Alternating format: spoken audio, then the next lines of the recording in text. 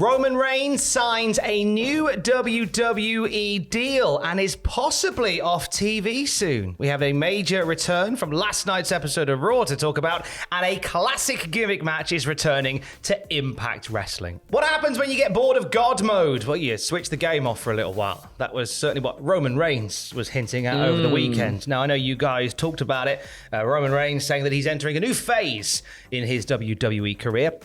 Dave Meltzer has added a little bit more to that on Wrestling Observer Radio, saying the situation with Roman Reigns is that he's got a new deal, and the new deal is for far less dates. I don't know how many house shows he's going to be doing, but it'll be much less than the number that he is doing now. It's one of the perks of being there for a while and being valuable, is that you can kind of call certain shots, and he's got the power to maintain the championship and work fewer dates like Lesnar had and like Hulk Hogan used to have. So this is the new phase that Roman talked about, was basically kind of doing a Brock Lesnar. Yeah, a little bit. I mean, sort of, we only really see him wrestle now on the pay-per-views as it is, so it kind of does feel like the Lesnar thing. You turn up maybe like not necessarily week to week, but here and there before the pay-per-views to build up storylines and build up a little bit of hype for stuff. But then primarily the pay-per-view is where you wrestle. That is like your working date kind of thing, you know? He further hinted at this change to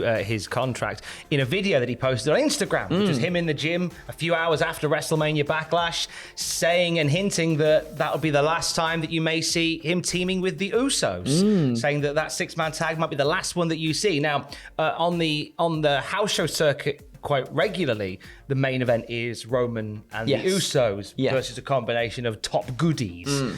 So what with that Roman house show run ending, that probably calls time on the six-man tags. Wow, are we getting close to the end, do you think? I think we've seen the end. I think unless, you know, because they wouldn't put, we were all very surprised when they put like that house show six-man as the main event of WrestleMania Backlash. But I think knowing what we know now, I think it makes sense. Roman talked really passionately about how, like, you know, you've only seen the Bloodline teaming on television a handful of times.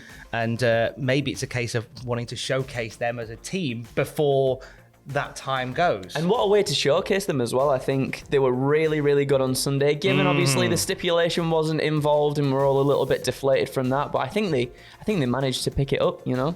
So what does this mean in terms of what Roman Reigns will be doing going forward? So PW Insider say the following this morning. Following the 24th of June SmackDown taping, Roman Reigns is not being advertised on WWE's website for any TV tapings or live events for the months of July or August. The only shows Reigns is currently being advertised for are the Money in the Bank and SummerSlam pay-per-view events, premium live events, in July and August. So it seems like this new era, this new phase of Roman Reigns is happening pretty much immediately. Yeah. Do you think everything finishes at SummerSlam, Tom? Or do you think we continue at least until it feels like it's a WrestleMania blow-off moment where Roman Reigns would drop the belts, right?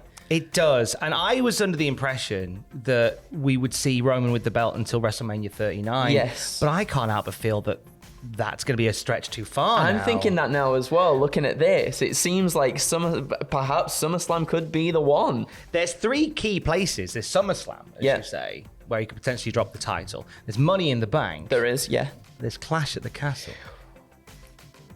I mean, that would be, imagine the first UK pay-per-view in a very, very long time. The pop that would happen there, and obviously with all the all the ticket sale news and everything too, like it's shaping up to be a huge event. And I mean, never say never. Never say never. And then from there, I guess Roman Reigns takes a bit of time and does Hollywood stuff. I know he's keen, isn't he? Yeah, he's been very, very keen and eager in the past. I think he said on talk shows and whatnot that he's very keen to step into the sort of the acting role a little bit more, and more power to him. He's very good at it. He's very, very good at it. As we say goodbye potentially to Roman Reigns, certainly on a full-time level, we said hello to somebody last night, didn't we? A welcome back on Raw. Welcome back. Yeah, Alexa Bliss is now back on Raw. Still holding Lily, however, very much looking like Alexa Bliss of old.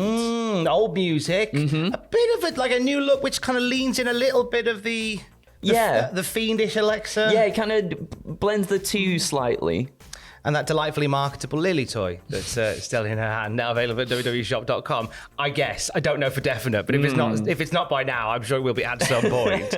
So she returned to beat Sonya Deville. Tough night at the office for Sonya Deville. Certainly was. Finding out in the ring that she lost her job in the backstage area. She's no longer working as a matchmaker, and then she had to face and lose to Alexa Bliss dead quick. Dead quick. DDT, Twisted Bliss, that was it. 1, 2, 3. That's it. I mean, intrigued to see what Sonya Deville does next, and we'll talk about Sonya, I think, another time. But the Alexa Bliss return, we did it in February for Elimination Chamber, and then we had nothing. Do we feel more confident this time round? I'm hoping so. If anything, I was hoping she would come out without Lily. But I'm wondering if we don't necessarily scrap all the stuff that happened with the therapist and whatnot, and perhaps the Lily doll is like a symbol of maybe she sort of. I know she did it in the Fiend stuff. Maybe she changes gimmicks a little bit every now and then, like shakes things up from match to match. I'm not entirely sure. But I'm hoping that everything goes well from moving forward. Hopefully it's not another absence for a number of months until she comes back again. But yeah. As you could tell by the reaction from the crowd, absence very much made the heart grow fonder. Yes, absolutely. Next week on Raw, we've got a steel cage match. Yeah, we do, between Omos and Lashley. Yeah, this is their rubber match. So you had Lashley beating Omos at Mania. You had Omos picking up the dub at WM Backlash. And it looks like their third and final one's going to be inside a cage. I like a steel cage match, me. Me too. Old school. And another thing I was thinking of as well is I was worried that Hell in a Cell in June would literally be WrestleMania Backlash again, like all these storylines rolling over to Hell in a Cell. But perhaps this could be the end of this feud here in a Cell. I feel like that's very much like a definitive ending to something. So you think get it done before Hell in a Cell? I think so. I think otherwise, I think we do run the risk of just rerunning the same sort of matches between the same people. Obviously, stipulation of Hell in a Cell. It's inside the big box. But I think we run the risk of seeing the same kind of matches 3 pay-per-views in a row, and that could get a little bit stale, perhaps. I like the idea of Hell in a Cell being called, going forward, Hard Knocks in a Big Box. You've got it. You've done it. I don't understand why you work here and not actually in WWE. I've said this to them multiple times, standing outside their office with a boombox, playing "Don't You Forget About Keith." Just don't get it. Hey, Hell in a Cell's not the only big gimmick match that's on the horizon this summer. No, my goodness, it's the big Queen of the Mountain. It's coming back, Tom. King of the Mountain, now Queen of the Mountain in Impact Wrestling. This was announced at the Impact taping. So spoilers if you don't want to know who's getting amongst it in this match. So if you want to wait and watch it I think this episode where they announce it is being aired on Thursday. So if you don't know who's in it, you can turn off now. Stay safe. Love you. Bye. Etc. Etc. Cool. Gail Kim came out on Impact at the tapings and announced that at Slammiversary we'll have the first ever knockout Queen of the Mountain match, featuring Jordan Grace, Deonna Purrazzo, Taya Valkyrie, Tasha Steelz, the reigning Impact Knockouts champion, Savannah Evans, and returning to Impact Wrestling, Mia Yim / Jade. This is going to be amazing. This was one of those matches when you were a kid, when you were a silly little child, you enjoyed all these strange matches, didn't you? And this is one of the strangest ones. It's like everyone starts out, I don't think they're eligible to win the title. You have to get a pinfall. Then the person who's been pinned gets put in a box for a little bit. Hard knocks in a small box. But if you're eligible, I think then you get a ladder and you try and put like the championship on a hook, and that's how you win. And it's very convoluted and very strange, but also bonkers goodness, in my opinion. I love how weird it is.